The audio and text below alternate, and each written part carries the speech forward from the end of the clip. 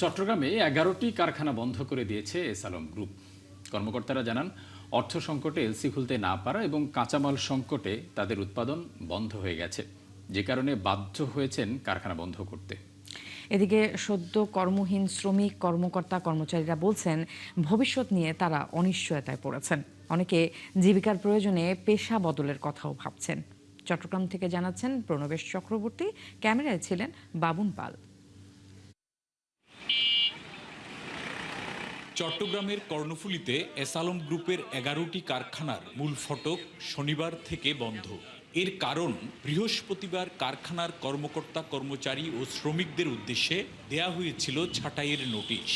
শনিবার থেকে কার্যকর হলো এই নোটিশ। নিরাপত্তা কর্মীরা জানান, নিরাপত্তা কর্মচারী ছাড়া এখন কারখানায় কেউ নেই। নিরাপত্তার দায়িত্বে যারা আছি তারাই শুধু এখন বর্তমানে শুধু আমাদের গ্রুপে সিকিউরিটি বিভাগ ছাড়া আর বাকি কেউ নাই। বন্ধ এসব প্রতিষ্ঠানগুলোর মধ্যে রয়েছে চিনি, ভেজিটেবল অয়েল, স্টিল ও ইস্পাত, পশুখাদ্য, ব্যাগ ফ্যাক্টরি সহ বিভিন্ন ধরনের প্রতিষ্ঠান। কর্মহীন শ্রমিকরা জানান, চাকরি হারিয়ে অনিশ্চিত ভবিষ্যৎ দেখছেন তারা।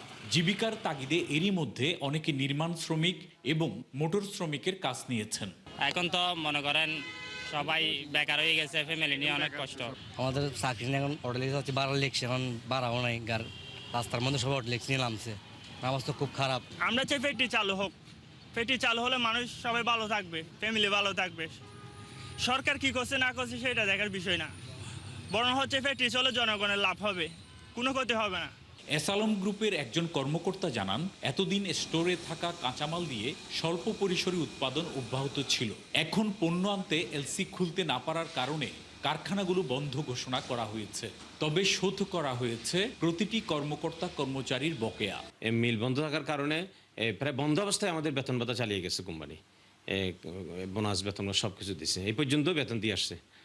কালকে গত 29 তারিখ হঠাৎ করে প্রায় সব ফ্যাক্টরি ঘোষণা দিয়ে বন্ধ করে দিয়েছে। তিনি আরও জানান, তাদের 11টি কারখানা বন্ধ হলেও বাঁশখালীর এসএস পাওয়ার প্ল্যান্ট কয়লা বিদ্যুৎ কেন্দ্রের উৎপাদন চালু থাকবে।